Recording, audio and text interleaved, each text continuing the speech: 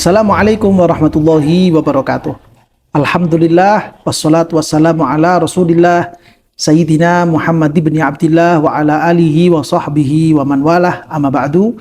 Para pemirsa, para pengikut dan para pecinta channel YouTube MZT Malang Raya, alhamdulillah kita bersyukur kepada Allah bisa melanjutkan kajian-kajian kita, bisa melanjutkan pembahasan-pembahasan kita, terutama yang mana pada kesempatan kali ini pembahasan kita melanjutkan tentang kisah-kisah dan biografi-biografi singkat dari para ulama yang menjadi mata rantai utama, menjadi sanad utama di dalam melanjutkan dan estafet dari mazhab al-Imam Asy-Syafi'i.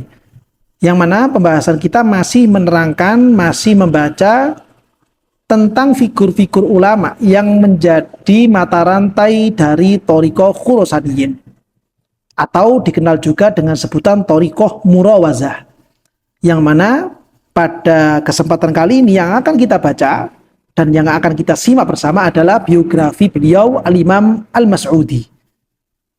Al-Imam Al-Mas'udi merupakan salah satu tokoh utama, salah satu ulama besar yang memiliki pengaruh dalam melestarikan dan juga mengembangkan Thariqah Khurasaniyin di masa-masa itu.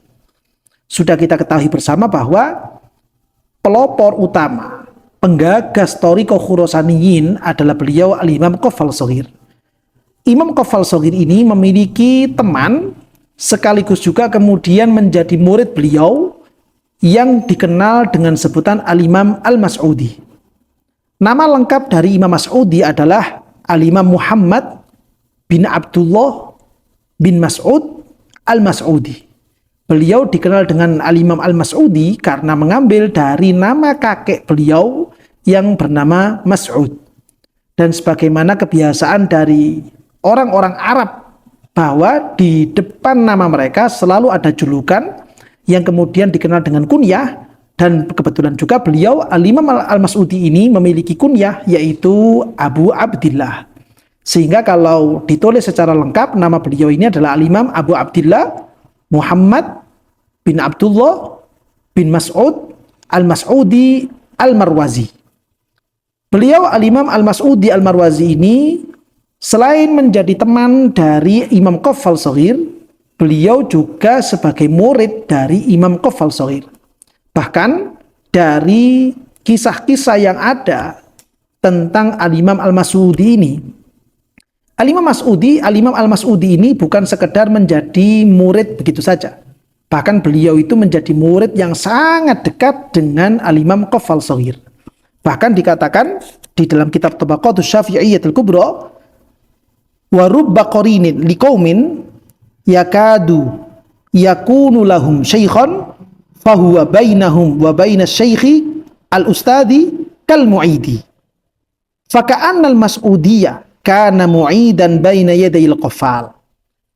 Kadang orang yang beliaunya ini berteman dengan seorang ulama itu bukan cuma sekedar berteman, tapi beliau kemudian menjadi murid utama dari ulama tersebut. Bahkan terutama pada kisahnya Imam Al-Mas'udi ini, sosok ulama yang bernama Muhammad bin Abdullah Al-Mas'udi, beliau juga dijuluki sebagai Al-Mu'id.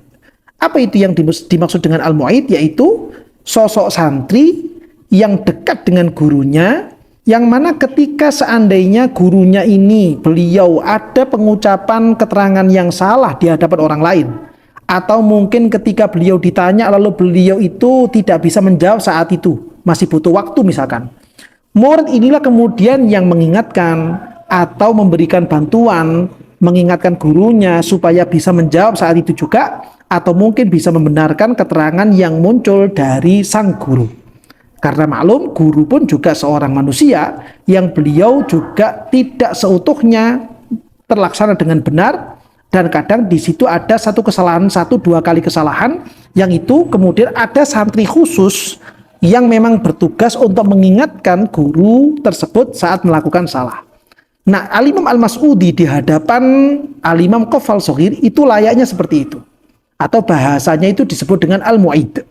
Al-Imam Al-Mas'udi di hadapan Imam Qaffal Shaghir merupakan seorang santri yang Al-Mu'id, Seandainya Imam Qafal Shaghir itu ditanya oleh masyarakat, ditanya oleh para santri-santrinya, lalu kemudian Imam Qafal Shaghir ini belum bisa memberikan jawaban saat itu juga, maka biasanya Al-Imam Al-Mas'udi inilah kemudian mengingatkan dan juga memberikan jawaban kepada gurunya supaya bisa langsung terjawab kepada si penanya.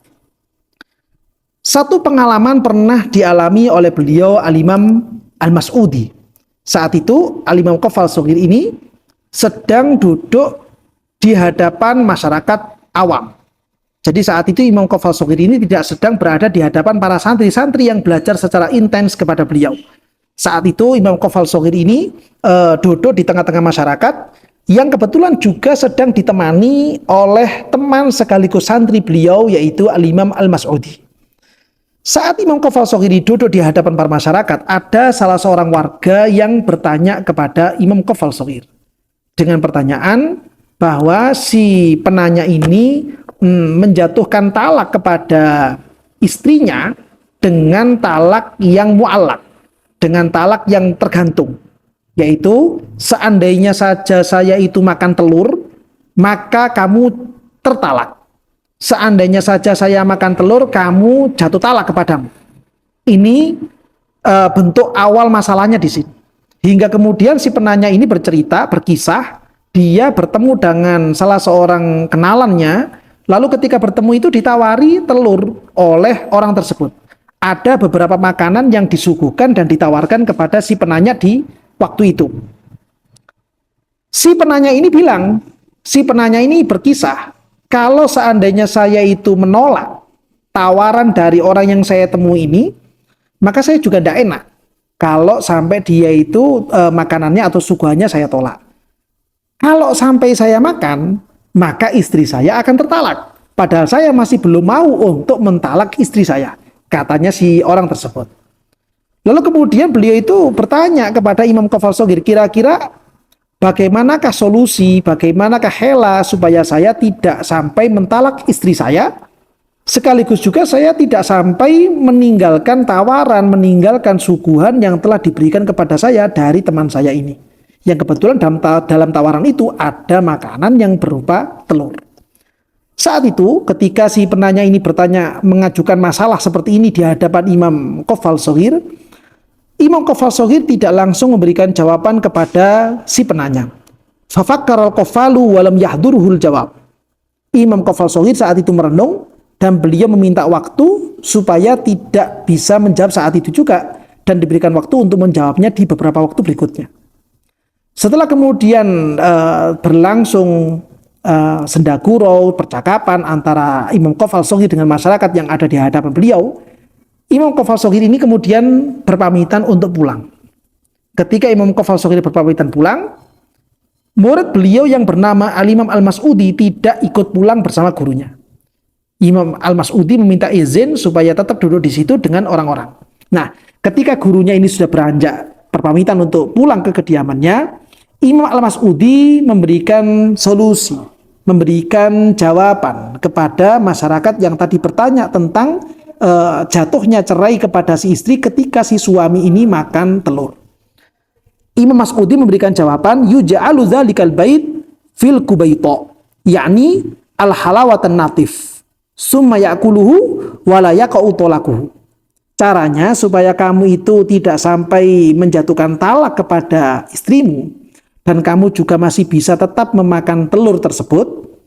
Caranya adalah telur itu tetap kamu ambil, lalu kamu campurkan di suguhan hidangan yang lainnya.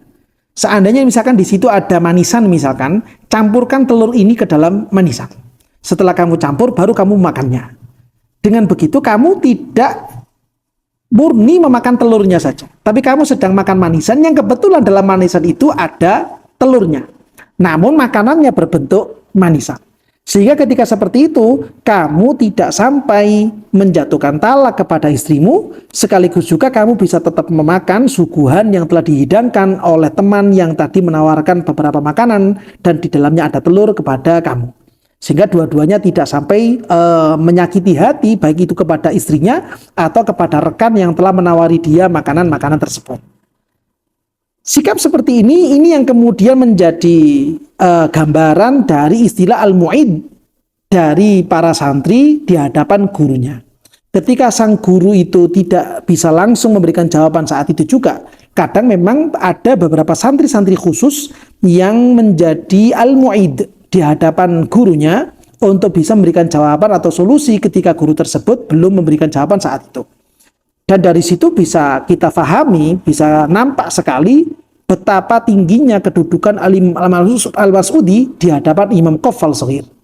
Dan dari situ juga bisa kita ambil satu pelajaran besar bahwa bagaimanakah adab yang diterapkan oleh Al-Imam Al-Mas'udi kepada guru beliau, yaitu Imam Qaffal Shaghir. Walaupun Imam Qaffal Shaghir ini masih teman dengan Al-Imam Al-Mas'udi.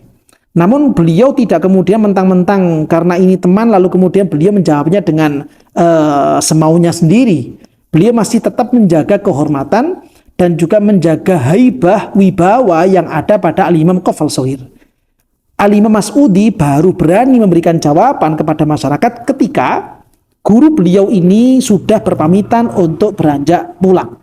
Ketika gurunya sudah tidak ada di majelis, gurunya ini sudah berangkat pulang ke kediaman beliau, barulah kemudian saat itu Al-Imam Mas'udi memberikan jawaban kepada si penanya. Kenapa demikian? Kenapa hal ini yang dilakukan oleh Al-Imam Al-Mas'udi? Karena Imam Al-Mas'udi menjaga perasaan gurunya, sekaligus juga menjaga harkat martabat kemuliaan dari Imam Qaffal Shaghir di hadapan masyarakat awam. Ini juga penting untuk kita tiru, penting untuk kita perhatikan, supaya kita sebagai para murid, kita sebagai para santri bisa tetap menjaga adab-adab kita kepada guru-guru kita semuanya, karena memang dengan adab itulah kita bisa meraih keberkahan-keberkahan ilmu, keberkahan dari guru-guru kita semuanya, keberkahan dari apa yang telah kita pelajari dari beliau-beliau semuanya. Dan ini telah dicontohkan oleh beliau Al-Imam Al-Mas'udi kepada gurunya Imam Qaffal Shaghir. Al-Imam Al-Mas'udi ini merupakan sosok ulama, sosok santri Imam Qaffal Shaghir yang memiliki kekuatan hafalan tentang mazhab Syafi'i, yang memiliki pemahaman tentang bagaimana mazhab Al-Imam Asy-Syafi'i dengan kekuatan hafalan dan pemahaman yang luar biasa dibandingkan dengan seluruh murid-murid Al-Imam Qaffal Shaghir. Beliau dari saking agungnya sampai dipuji-puji salah satunya oleh beliau Imam Subki, Tajuddin As-Subki, kana imaman mubarrizan zahidan wari'an hafidhan lil madhab. Al-Imam Al-Mas'udi ini merupakan sosok ulama yang memiliki kecerdasan luar biasa. Beliau memiliki pemahaman tentang mazhab Syafi'i itu dengan pemahaman yang sangat mendalam sekali. Sekaligus juga zahidan wa wari'an. Beliau sosok ulama yang zuhud, yaitu beliau menjauhi dari gemerlap dan juga keindahan kehidupan duniawi. Kehidupan beliau sangat syarat dengan kesederhanaan. Kehidupan beliau, penampilannya, sehari-harinya sangat nampak beliau adalah sosok ulama yang sederhana. Bukan ulama yang kemudian menampakkan kemewahan, ulama yang menampakkan gemerlap dari keindahan duniawi, namun beliau menjaga dari hal-hal yang seperti itu. Wari'an, beliau sosok ulama yang begitu warok, yaitu ulama yang meninggalkan hal-hal yang sebenarnya boleh untuk dilakukan karena khawatir dalam hal-hal tersebut ada hal-hal yang dilarang oleh Allah Subhanahu wa taala. Tarkuma la ba'sa bihi khaufan ala anna fihi ba'san. Sikap waro itu adalah sikap meninggalkan sesuatu yang sebenarnya tidak apa-apa karena khawatir di dalamnya akan ada apa-apa. Ini merupakan salah satu kriteria gambaran dari sosok Al-Imam Al-Mas'udi yang memiliki nama lengkap Al-Imam Muhammad bin Abdullah bin Mas'ud Al-Mas'udi Al-Marwazi. Ini merupakan satu akhlak, suatu peringai yang penting untuk kita tiru dan kita ambil pada masa-masa seperti sekarang ini, supaya kita bisa menjadi orang-orang yang luhur, menjadi orang-orang yang dicintai oleh Allah Subhanahu wa taala, dan juga menjadi orang-orang yang mendapatkan keridhaan dari Allah Subhanahu wa taala dengan meniru akhlak para ulama-ulama terdahulu. Begitu juga apa yang pernah dikisahkan oleh Al-Imam Ibnu Shalah. Al-Imam Ibnu Shalah, beliau mengkisahkan wa hikayatu man sahibal qaffala minal a'immati anil Mas'udi tus'iru bi jalalati qadrihi. Yang artinya dari kisah para guru-guru saya, katanya Imam Ibnu Shalah, dari kisah ulama-ulama terdahulu yang pernah saya temui, ketika beliau-beliau ini mengkisahkan murid-muridnya Imam Qafal Shaghir. Dari sekian banyak kisah yang disampaikan kepada saya bisa mengambil kesimpulan, katanya Imam Ibnu Shalah, bahwa ada sosok santri dari Imam Qafal Shaghir ini yang memiliki kedudukan istimewa di hadapan Imam Qafal Shaghir, yaitu beliau yang bernama Al-Imam Al-Mas'udi. Al-Imam Al-Mas'udi, dari kisah guru-guru saya dan juga ulama-ulama yang ada, saya bisa merasakan betapa agungnya, betapa mulianya, betapa tingginya kedudukan Al-Imam Al-Mas'udi di hadapan guru beliau Al-Imam Qafal Shaghir. Seakan-akan Imam Qafal Shaghir itu sangat memiliki perhatian besar kepada Al-Imam Al-Mas'udi, karena dari keilmuannya, dari akhlaknya, dari kezuhudannya, dari kewaroannya, itu betul-betul menjadi suatu hal yang istimewa di hadapan guru beliau, yaitu Al-Imam Qafal Shaghir. Demikian juga apa yang penting untuk kita ketahui tentang biografi Al-Imam Al-Mas'udi, yaitu apa yang sering disebutkan di dalam kitab Al-Bayan. Jadi ketika kita itu belajar fikih mazhab Syafi'i, salah satu kitab rujukan dalam mazhab Syafi'i itu adalah kitab yang judulnya Al-Bayan. Kitab Al-Bayan ini ditulis oleh beliau Al-Imam Al-Umrani, salah seorang ulama yang berasal dari daerah Yaman Utara. Al-Imam Al-Umrani menulis kitab Al-Bayan ini sebagai syarah terhadap kitab Muhadzab dari Imam Abu Ishaq Asy-Syirazi. Di dalam kitab Al-Bayan ini, beliau Al-Imam Umrani sering menyebutkan nama Al-Imam Al-Mas'udi. Beliau sering menukil pendapat-pendapat dan juga pemikiran-pemikirannya Al-Imam Al-Mas'udi. Namun yang perlu kita ketahui bahwa pendapat-pendapat yang disebutkan di dalam kitab Al-Bayan, yang katanya itu bersumber dari Al-Imam Al-Mas'udi, ini perlu dicek dan perlu dianalisa ulang. Mengapa demikian? Karena hampir semua penyebutan pendapat yang itu sumbernya dari Imam Mas'udi yang ada di dalam kitab Al-Bayan itu sebenarnya bukan bersumber dari Al-Imam Al-Mas'udi.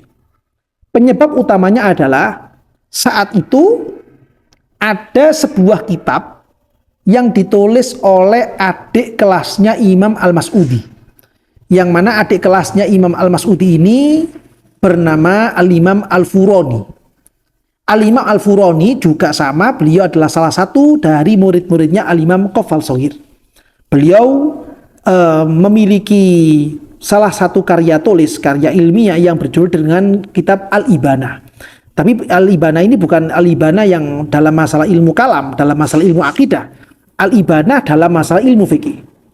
Ketika kitab Al-Ibanah yang sebenarnya itu ditulis oleh Al-Imam Al-Furani, ini tersebar ke beberapa penjuru dunia, tersebar di beberapa pelosok-pelosok negara Islam. Salah satunya yaitu ketika sampai di daerah Yaman Utara. Kitab Al-Ibanah ini ketika sampai di Yaman Utara bukan atas nama Al-Imam Al-Furani. Namun kitab itu sampai di masyarakat Yaman Utara dengan atas nama Al-Imam Al-Mas'udi. Padahal kitab Al-Ibanah itu bukan tulisannya Al-Imam Al-Mas'udi, namun itu adalah tulisannya Al-Imam Al-Imam Al-Furani. Ketika kitab Al-Ibanah ini sampai di daerah Yaman Utara dengan atas nama tulisannya Al-Imam Al-Mas'udi, hingga kemudian ini diyakini oleh beberapa masyarakat yang ada di daerah tersebut, Al-Imam Al-Umrani di dalam penulisan kitab Al-Bayan sering menukil dari kitab Al-Ibanah tersebut. Dan karena memang yang sudah tersebar itu adalah atas nama Al-Imam Al-Mas'udi, bukan Imam Al-Furani, sehingga Al-Imam Al-Umrani itu menulis Qala Al-Mas'udi, Qala Al-Mas'udi. Namun apa yang disebutkan di situ dari pendapat-pendapatnya Al-Mas'udi ini ternyata tidak ditemukan di dalam kitab-kitabnya Al-Imam Al-Mas'udi. Justru ditemukan dalam kitab-kitab yang lain, dalam pendapatnya ulama-ulama selain Al-Imam Al-Mas'udi. Ada banyak contoh kemudian yang disebutkan di dalam kitab Tabaqatus Syafi'iyyatul Kubra, di antaranya ketika terjadi suatu akad jual beli, yang mana pembeli ini membeli barangnya ya dengan pembayaran dari hasil syuf'ah. ketika ada seorang yang dia itu memiliki harta dari hasil syuf'ah, lalu kemudian hasil syuf'ah ini dipakai untuk membeli suatu barang. Hal yang seperti ini dikatakan tidak boleh, dan katanya ini merupakan pendapatnya Al-Imam Al-Mas'udi. Dan pendapat ini disebutkan di dalam kitab Al-Bayan, syarah dari kitab Al-Muhadzab. Namun ulama-ulama di masa berikutnya ketika menganalisa ulang tentang pendapat ini ternyata tidak bersumber dari Al-Imam Al-Mas'udi. Justru itu bersumber dari Al-Imam Al-Furani. Kenapa demikian? Karena alasannya seperti tadi. Pendapat ini ditemukan di dalam kitab Al-Ibana, yang mana kitab Ibana itu merupakan tulisannya Al-Imam Al-Furani dan bukan tulisannya Al-Imam Al-Mas'udi. Di antaranya lagi, seandainya misalkan ada orang yang dia itu membeli suatu barang, lalu berjanji kepada pemilik barang ini bahwa akan dibayar secara cicil atau secara kredit, boleh atau tidak kira-kira setelah barang diterima oleh pembeli, lalu pembeli ini menjualnya, padahal kan barang yang dibeli ini masih belum lunas, dia masih pada tahap pembayaran secara cicilan. Boleh atau tidak ketika barang ini kemudian dijual oleh si pembeli ini kepada pembeli yang lainnya? Beliau dalam hal ini, dalam kitab Al-Bayan itu menyebutkan bahwa boleh-boleh saja dijual kepada pembeli yang kedua, dengan tanpa menyebutkan bahwa barang ini saya beli secara kredit, barang ini saya beli secara cicil, tapi langsung dijual begitu saja. Hal ini boleh, dan katanya ini bersumber dari Al-Imam Al-Mas'udi.